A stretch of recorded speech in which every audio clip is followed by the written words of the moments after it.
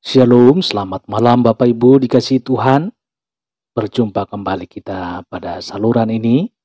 Kiranya cinta kasih Tuhan, pertolongan dan perlindungan Tuhan selalu memberkati Bapak Ibu seluruh para pendengar dimanapun berada. Doa dan harapan kami Bapak Ibu diberkati dan dilindungi oleh Tuhan. Dan sebelum kita masuk ke dalam pendengaran firman, kita berdoa saudara. Bapa di dalam sorga, terima kasih Tuhan. Hari ini kami mengucap syukur. Kasih setiap pertolongan dan perlindungan-Mu yang mengantar kami dengan sehat, tidak kurang suatu apapun. Terpujilah nama-Mu. Sebentar kami akan mendengarkan kebenaran firman-Mu. Urapilah pendengaran kami supaya kami dapat mengerti. Terpujilah nama-Mu Tuhan. Urapilah setiap telinga yang mendengarkan kebenaran firman ini. Dalam nama Tuhan Yesus, kami berdoa dan mengucap syukur. Haleluya. Amin. Bapak Ibu Saudara dikasihi Tuhan, kita baca dari Amsal 18 ayat 14. Orang yang bersemangat dapat menanggung penderitaannya, tetapi siapa akan memulihkan semangat yang patah? Puji Tuhan. Apakah kita masih punya semangat? Pertanyaan yang sangat penting untuk kita renungkan saudara. Mengapa? Karena dari jawabannya akan terlihat apakah kita masih hidup atau sebaliknya. Saudara dikasihi Tuhan, ada orang yang tidak sadar akan hal ini saudara. Yang dialaminya tidak ada lagi gairah untuk hidup. Bosan dan hari-hari dilalui tanpa tujuan saudara. Semangat berhubungan dengan iman. Puji Tuhan, iman artinya kita percaya kepada Tuhan saudara. Sepanjang kita masih percaya kepada Tuhan, mestinya kita masih memiliki semangat. Haleluya. Jadi jika kita tidak lagi bersemangat, hati-hati saudara, itu tandanya iman kita mulai goyah. Seorang bijak berkata begini, pada saat kita tidak lagi punya semangat, maka pada hakikatnya hidup pun berhenti sampai di situ. Saudara dikasihi Tuhan, Tuhan memandang semangat itu penting, saudara. Semangat perlu dijaga dan dipelihara. Tertulis dalam Tawarin 15 ayat 7 berkata begini demikian. Tetapi kamu ini, kuatkanlah hatimu. Jangan lemah. Jangan lemah semangatmu. Karena ada upah bagi usahamu. Saudara, memangnya apa sih pentingnya semangat? Ayat renungan kita hari ini menyatakan orang yang bersemangat mampu menanggung penderitaan, saudara. Semangat yang sehat akan membuat kita menjadi orang yang kokoh dalam menghadapi banyak persoalan, saudara. Selama kita masih memiliki semangat, itu tandanya rohani kita masih sehat, saudara. Orang yang masih punya semangat akan mampu mengucap syukur. Haleluya.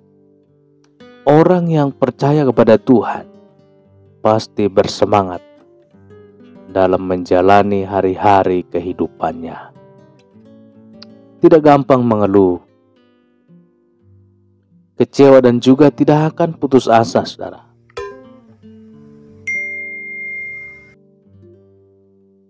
Yang terjadi sebaliknya, ia akan selalu bersyukur, berterima kasih buat hari-hari yang bisa dilewatinya. Kesulitan tidak menjadi beban bagi hidupnya. Tantangan dan rintangan dianggapnya merupakan kesempatan untuk meraih keberhasilan. Puji Tuhan. Bagaimana dengan kita? Bagaimana kita menjalani hari-hari kehidupan ini, saudara? Hampiri Tuhan lewat mesbahmu, saudara. Anda akan memiliki kembali semangat yang bergelora. Puji Tuhan. Saudara, kita baca dalam Filipi 4 ayat 6. Janganlah hendaknya kamu khawatir tentang apapun juga, tetapi nyatakanlah dalam segala hal keinginanmu kepada Allah, dalam doa dan permohonan dengan ucapan syukur.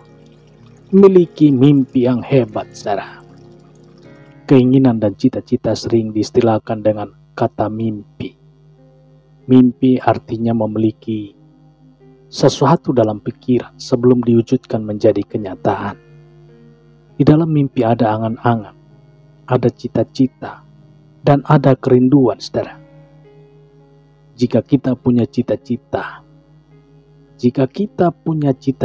yang hebat, maka kita sedang mempraktekkan kemampuan kita yang segambar dengan Tuhan. Kita bisa menyaksikan hal-hal yang hebat yang ditemukan oleh manusia. Awalnya bermula dari mimpi, awalnya bermula dari angan-angan, dan awalnya bermula dari cita-cita yang ada dalam pikiran. Saudara dikasihi Tuhan, contohnya seperti pesawat terbang yang mampu membawa 300 orang terbang antar benua. Pesawat tanpa awak seperti drone yang bisa menghancurkan musuh yang dikendalikan dari darat. Dan handphone atau tablet yang mampu menjangkau dunia dalam hitungan detik.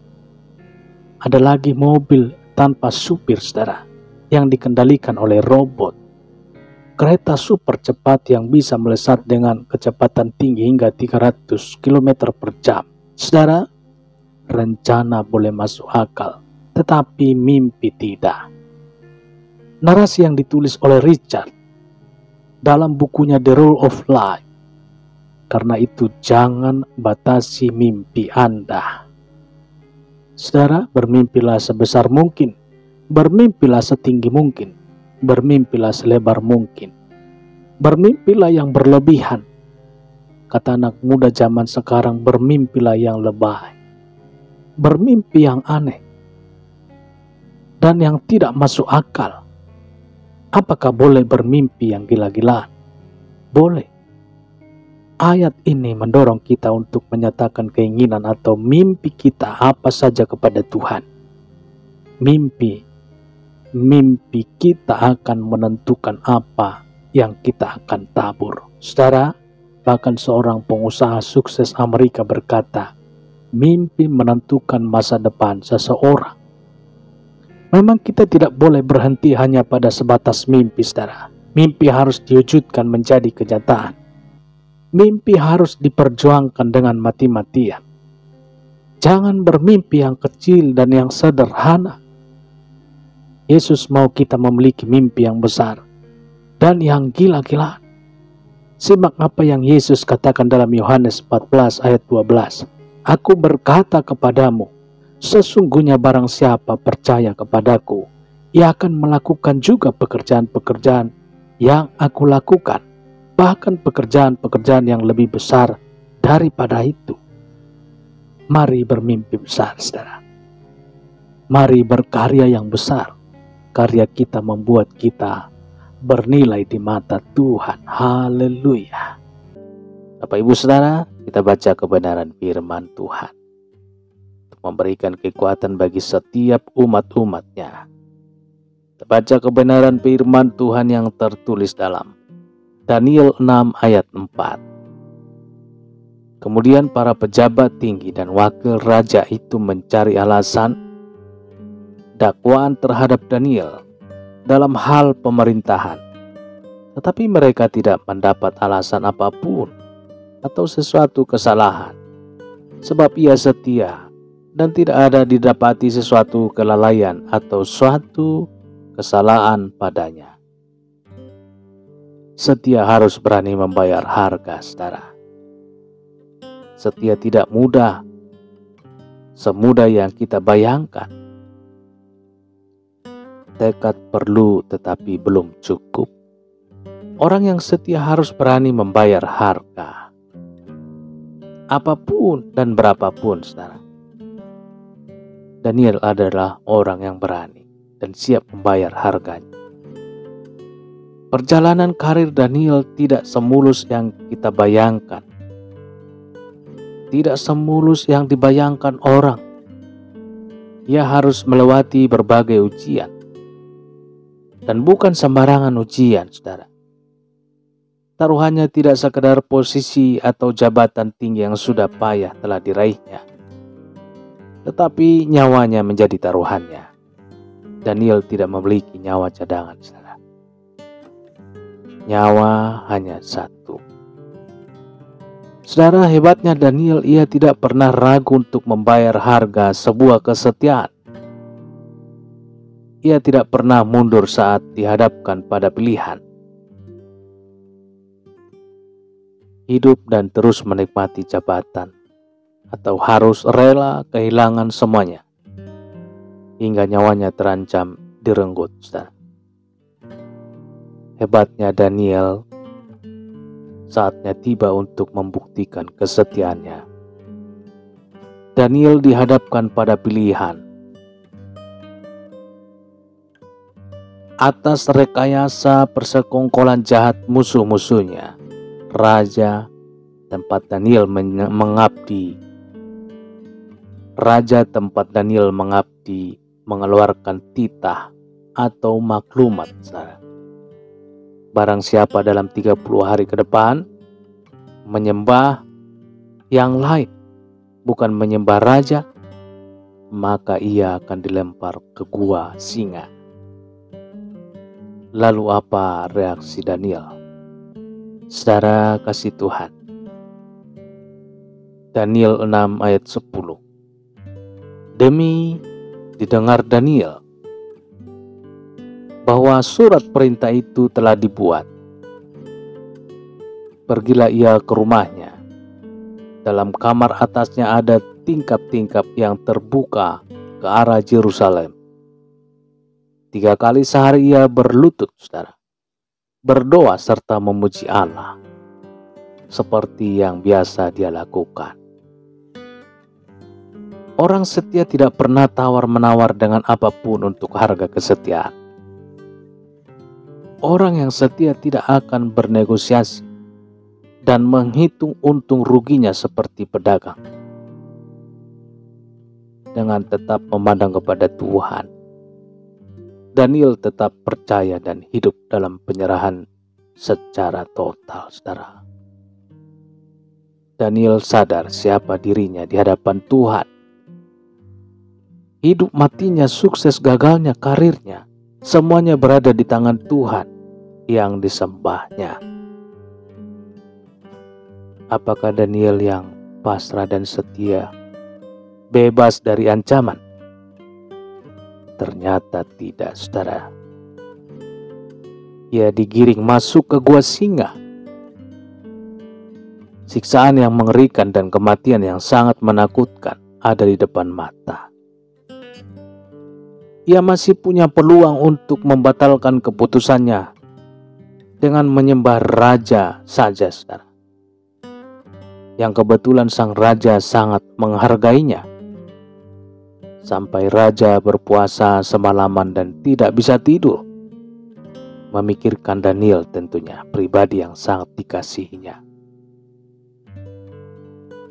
Sekali lagi Daniel manusia hebat, saudara. Hebat lebih dari berani. Hebat tidak lagi memikirkan diri sendiri.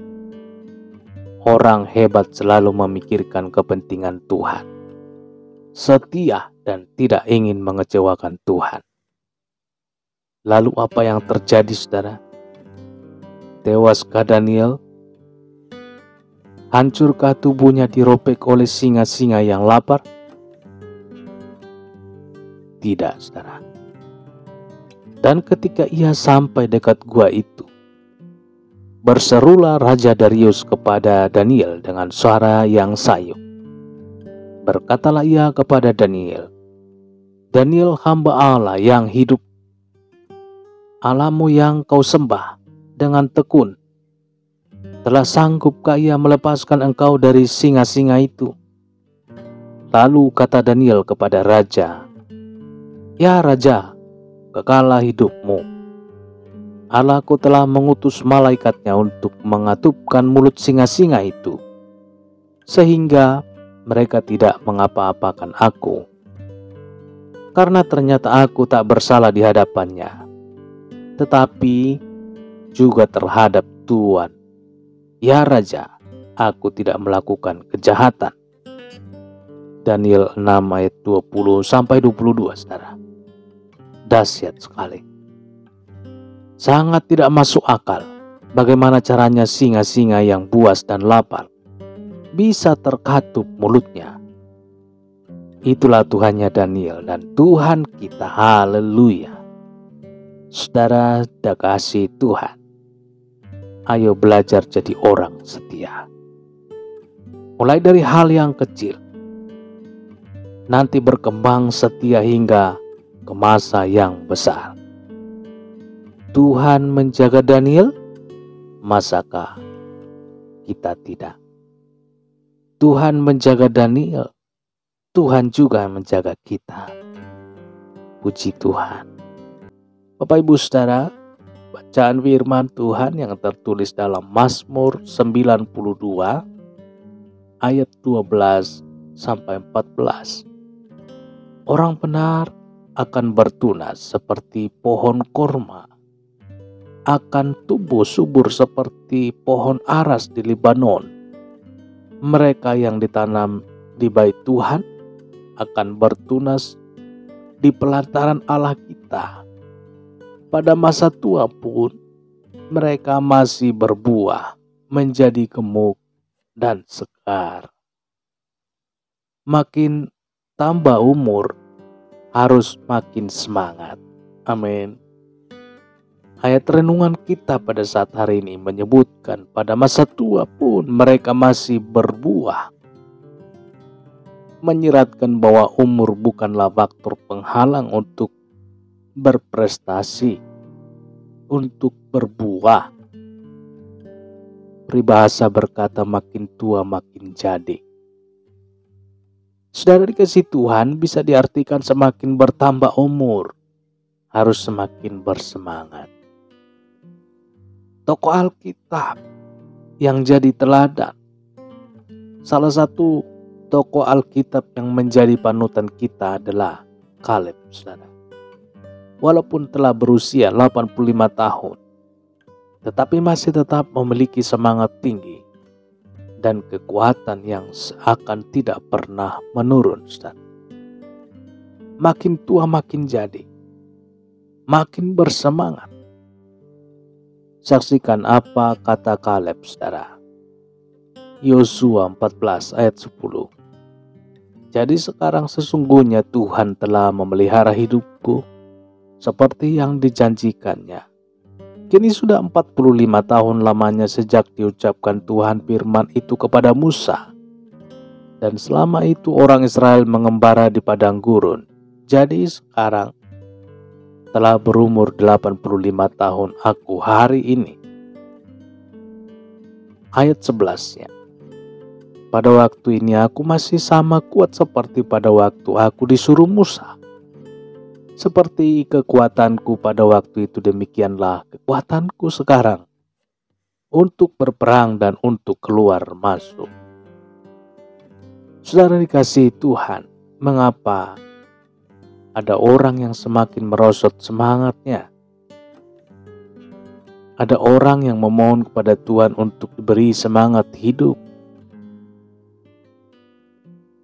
namun tidak mau hidup menurut petunjuk firman. Mereka tidak bersedia untuk terus menjaga semangat hidup. Tuhan sesungguhnya ingin kita terus bersemangat menapaki hidup kita. Tidak peduli berapapun usia kita, Tuhan tidak ingin semangat kita semakin merosot. Lewat kitab Amsal dinasehati, Amsal 17 ayat 22, hati yang gembira adalah obat. yang manjur, tetapi semangat yang patah mengeringkan tulang. Saudara, saya ulang, hati yang gembira adalah obat yang manjur, tetapi semangat yang patah mengeringkan tulang. Kita diminta untuk menjaga hati, saudara. Memelihara hati sangatlah penting. Jangan biarkan hati kita susah. Jangan biarkan hati kita khawatir dan takut. Berusahalah supaya hati ini selalu seriang, selalu gembira. Berusahalah supaya hati ini selalu riang, saudara, selalu gembira. Jangan pikul beban hidup ini sendiri, saudara. Renungan 2 hari yang lalu berkata kekuatan kita terbatas. Serahkan semua beban kepada Tuhan, maka Dia akan memberi kelegaan. Seperti janjinya dalam Matius 11 ayat 28. Marilah kepadaku semua yang letih lesu dan berbeban berat. Aku akan memberi kelegaan kepadamu. Sudah jelas, bersama Dia semangat kita akan terus naik, bukan turun. Haleluya. Bapak Ibu Saudara kasih Tuhan, kita baca kebenaran firman Tuhan yang tertulis dalam Mazmur 143 ayat 7. Demikian kebenaran firman Tuhan. Jawablah aku dengan segera, ya Tuhan, sudah habis semangatku. Jangan sembunyikan wajah-Mu terhadap aku, sehingga aku seperti mereka yang turun ke liang kubur. Anda akan mendapat kekuatan baru. Kita akan mendapat kekuatan baru. Pendengar program Santapan Rohani akan mendapatkan kekuatan baru. Saudara, doa ini dinaikkan oleh Daud dalam situasi genting, saudara. Bagi Daud, doa bukanlah sekedar tindakan untuk menenangkan diri, saudara, melainkan sebuah percakapan dengan Tuhan. Daud menaikkan doa ini dengan keyakinan bahwa hanya kepada Tuhan saja ia dapat meminta tolong, karena Tuhan pasti mendengarkannya. Saudara dikasih Tuhan, kondisi Anda genting saat ini kah? Bagaimana kondisi kita saat mendengar renungan ini, saudara?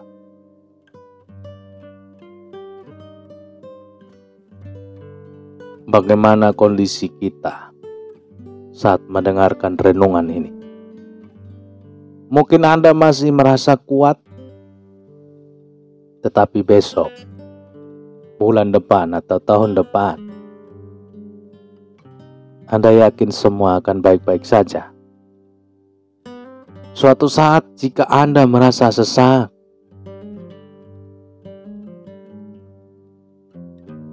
segera hampiri Tuhan. Anda membutuhkan dukungan dari sorga. Tenaga, semangat, dan kekuatan itu terbatas, saudara. Ada waktunya, suatu titik kita akan kehabisan energi. Ini sangat berbahaya. Kita akan berhenti sebelum sampai di tempat tujuan. Abram sadar akan kekuatannya, saudara. Abram sadar betul akan hal ini. Perjalanan panjang di depannya membutuhkan dukungan sorga. Ia tidak ingin gagal dalam langkahnya menuju titik perhentian. Ia tidak ingin gagal dalam langkah menuju titik perhentian yang Tuhan akan tunjukkan. Ia butuh Tuhan, saudara. Bagaimana dengan kita? Selepas mendengar renungan ini, mulailah mengambil langkah untuk mendirikan mezbah Tuhan.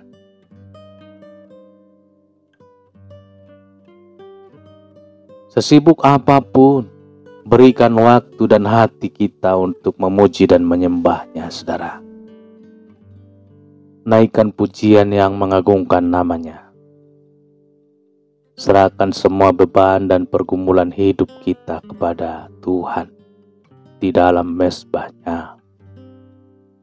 Taruh semua impian dan cita-cita kita di bawah kakinya. Anda akan menghirup oksigen sorga. Haleluya. Kita akan merasakan perbuatan. Kita akan merasakan perubahan yang luar biasa. Hidup Anda akan segera kembali. Kita akan mendapat oksigen sorga yang mengalir dari tempat yang maha tinggi, saudara. Kita akan bangkit dan menjalani hidup ini dengan semangat baru. Kita pasti mampu meneruskan perjalanan hidup bersama Dia, bersama Tuhan. Tuhan yang selalu Anda puji dan yang selalu kita sembah. Tuhan yang selalu kita puji dan yang kita sembah. Bersama Dia, kita pasti meraih tujuan hidup. Haleluya. Dari Kejadian 4 ayat 11 berbunyi demikian. Maka sekarang terkutuklah engkau, terbuang jauh dari tanah yang mengangakkan mulutnya untuk menerima darah adikmu itu dari tanganmu. Saudaraku, Kain yang merupakan anak sulung Adam dan Hawa, yang seharusnya mewarisi rupa dan gambar Allah. Namun Kain telah berubah menjadi yang berasal dari si jahat. Bahkan ia membunuh Habel adiknya, saudara. Mengapa Kain berubah menjadi seorang pembunuh? Pemicunya dimulai pada saat Kain dan Habel mempersembahkan korban kepada Tuhan. Kain membunuh Habel karena persembahannya tidak diindahkan Tuhan. Sedangkan persembahan Habel memuaskan hati Tuhan. Ibrani pasal 11 ayat 4 menjelaskan bahwa persembahan Habel lebih baik daripada persembahan Kain, saudara. Mengapa persembahan Habel lebih baik? Ternyata Habel mempersembahkan korban persembahannya dengan iman. Sedangkan Kain tidak dengan iman, saudara. Padahal Kain dan Habel sama-sama bertumbuh di bawah pengajaran firman melalui Adam dan Hawa. Termasuk dalam hal mempersembahkan korban kepada Tuhan. Namun dari pengajaran itu, saudara, Habel telah bertumbuh menjadi orang yang setia dan taat kepada firman Tuhan. Namanya dicatat sebagai nama pertama tokoh-tokoh iman dalam Ibrani pasal 11. Sedangkan Kain, saudara, ia bertumbuh menjadi seorang yang tahu tentang Allah tetapi telah kehilangan iman. Kain telah berubah dari seorang keturunan ilahi menjadi seorang keturunan iblis. Jadi persembahan yang lebih baik adalah persembahan yang dilakukan dengan iman. Masalah terbesar Kain adalah ketika ia mempersembahkan korban kepada Allah, ia tidak melakukannya dengan iman. Buktinya ia hanya mempersembahkan sebagian dari hasil tanahnya. Mempersembahkan dari hasil tanahnya kepada Tuhan. Kain menganggap bahwa mempersembahkan korban kepada Tuhan merupakan hal yang biasa dan sudah sering yang lakukan, sehingga ia tidak dengan sungguh-sungguh, saudara. Kain melakukannya berdasarkan kemauannya sendiri, bukan berdasarkan kehendak Tuhan. Inilah yang terkadang terjadi juga dalam kehidupan kekristenan kita, yaitu karena terlalu sering dan terlalu biasa dan telah menjadi suatu rutinitas, maka kita hanya memberi sebagian saja kepada Tuhan. Ternyata hal ini menunjukkan bahwa sebagian orang percaya kita telah kehilangan iman. Terkadang kita tahu bahwa kita memberi untuk Tuhan, tetapi kita hanya memberi sebagian atau membatasi jumlah yang pantas buat Tuhan. Jangan mengurangi rasa hormat kita kepada Tuhan. Jangan anggap sebagai rutinitas. Biasa, sebab kekristenan itu bukan rutinitas, tetapi tentang hubungan dengan Tuhan. Haleluya. Secara berkelanjutan Amsal pasal 15 ayat 8 mengatakan, korban fasik adalah kekejian bagi Tuhan, tetapi doa orang jujur dikenangnya. Orang fasik adalah orang yang percaya Tuhan atau orang tahu firman Tuhan tetapi tidak melakukannya. Sesuai firman Tuhan, inilah yang dilakukan Kain, saudara. Ia tahu bahwa Tuhan itu layak diberi persembahan yang terbaik tentunya, tetapi ia hanya memberi sebagian. Marilah kita belajar dari Habel yang mempersembahkan anak sulung kambing dombanya. Yang berarti bahwa Habel telah mempersembahkan korban pertama. Korban yang pertama, yang terutama dan yang paling berharga buat Tuhan. Roma pasal 10 ayat 17 menjelaskan bahwa iman timbul dari pendengaran firman Tuhan. Jadi Habel bisa mempersembahkan korban yang lebih baik karena Habel dengar-dengaran kebenaran kepada firman Tuhan. Dan dalam perkembangannya pola mempersembahkan anak sulung kambing domba merupakan hal yang terus dilakukan oleh bangsa Israel. Dari generasi ke generasi, sebab hal ini akan menunjukkan kepada korban Yesus di kayu salib.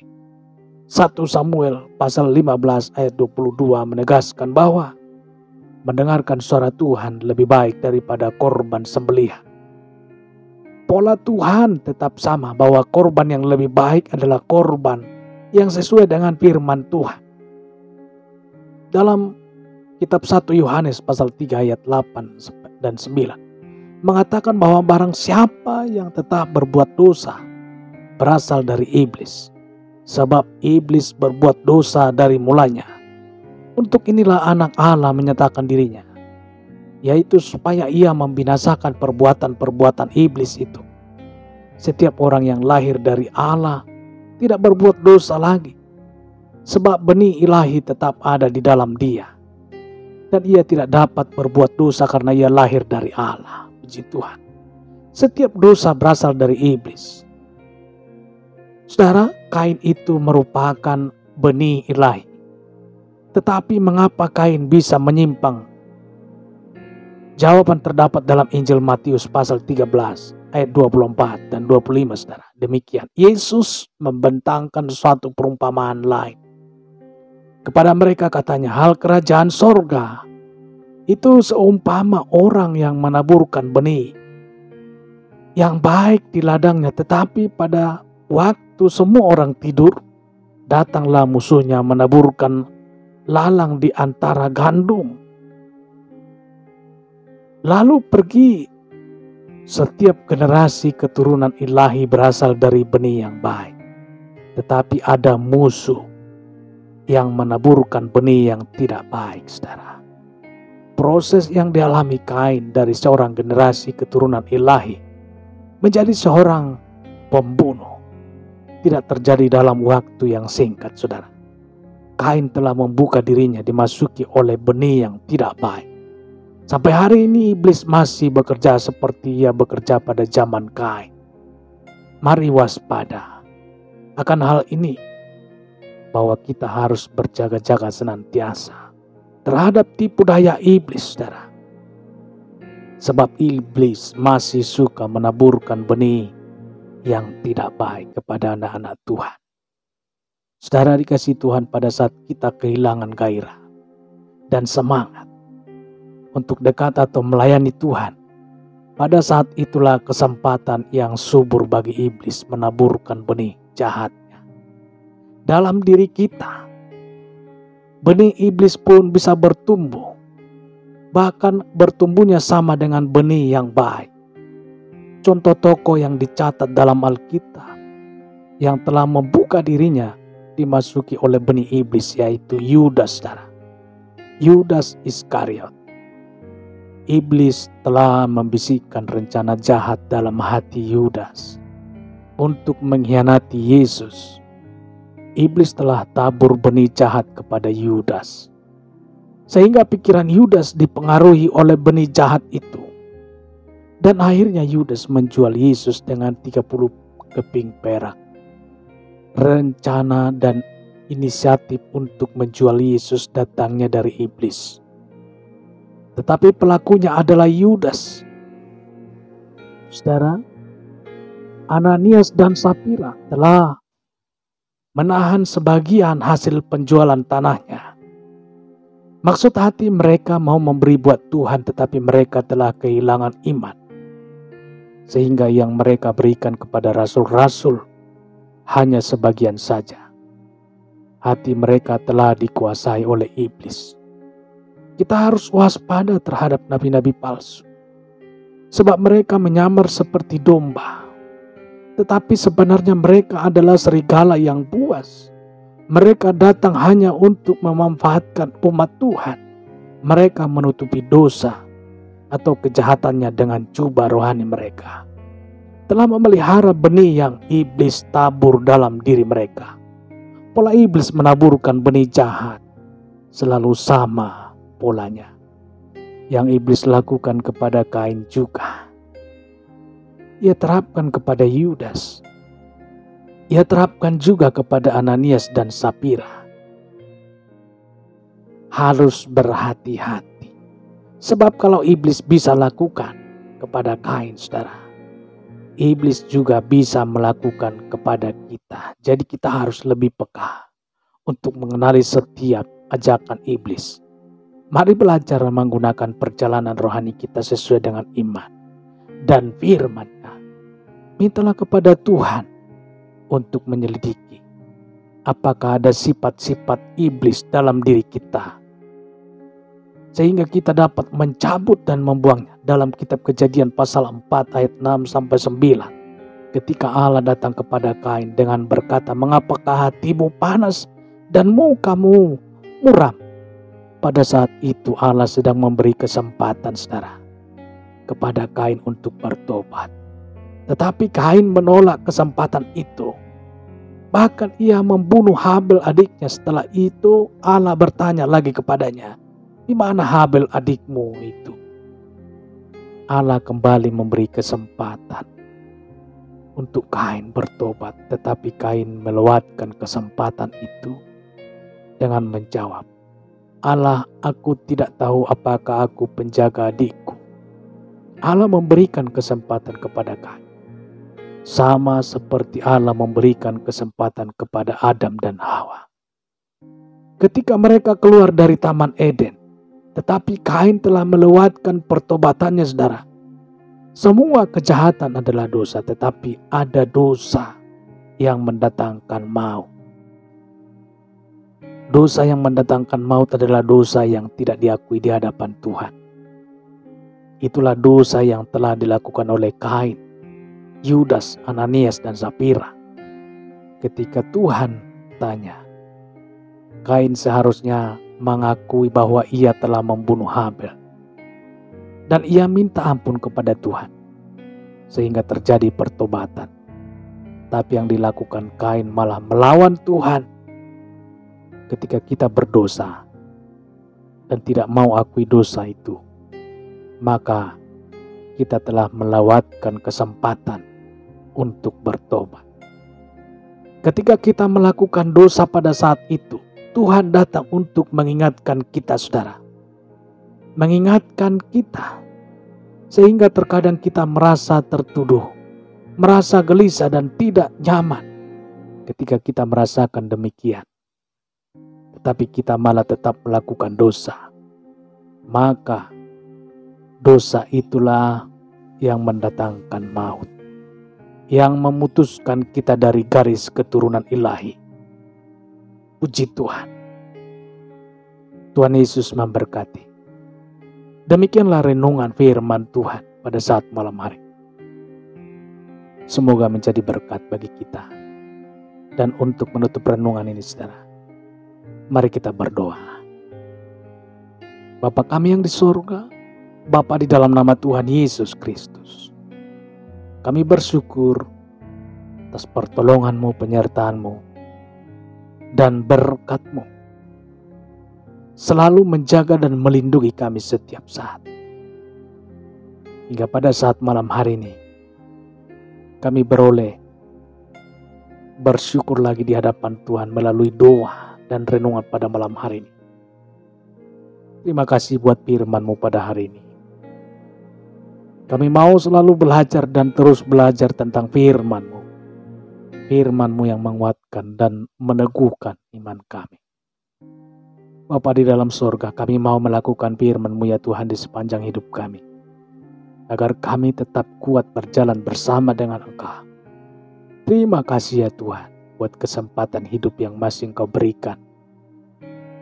Bapa di dalam surga, mau pakai untuk hormat dan kemuliaan bagi nama-Mu. Kiranya Engkau terus memberkati kehidupan kami, keluarga kami, sanak saudara kami, daerah tempat tinggal kami, bangsa dan negara kami, pemerintah kami semuanya dalam perlindungan-Mu Tuhan. Jadikanlah kami sesuai dengan kehendak-Mu. Tuhan, hamba berdoa untuk saudara-saudaraku, saudara-saudara kami yang sudah mendengarkan renungan firman Tuhan, program santapan rohani pada saat malam hari ini, yang sedang mengalami sakit ya Tuhan, biarlah tangan kasih Tuhan, kuasa Tuhan berkarya, memberikan kesembuhan bagi saudara-saudara kami yang mengalami sakit, dan memberikan setiap jawaban doa bagi setiap saudara kami yang mengalami permasalahan. Di dalam nama Tuhan Yesus, kami berdoa pada saat malam hari ini. Lindungi kami Tuhan sepanjang malam ini, sehingga kami boleh bangun besok pagi dengan tubuh yang sehat, yang kuat serta diberkati oleh Tuhan. Terima kasih Tuhan, inilah yang menjadi doa dan permohonan kami. Dalam nama Tuhan Yesus, kami berdoa dan mengucap syukur. Haleluya. Amin. Baik Bapak Ibu dikasihi Tuhan, demikian pendengaran firman Tuhan pada saat malam hari ini. Kiranya tangan kasih Tuhan yang menjaga dan melindungi dan memberkati Bapak Ibu seluruh para pendengar dimanapun berada. Dan sampai jumpa esok hari dalam program Santapan Rohani. Tuhan Yesus memberkati. Haleluya. Amin.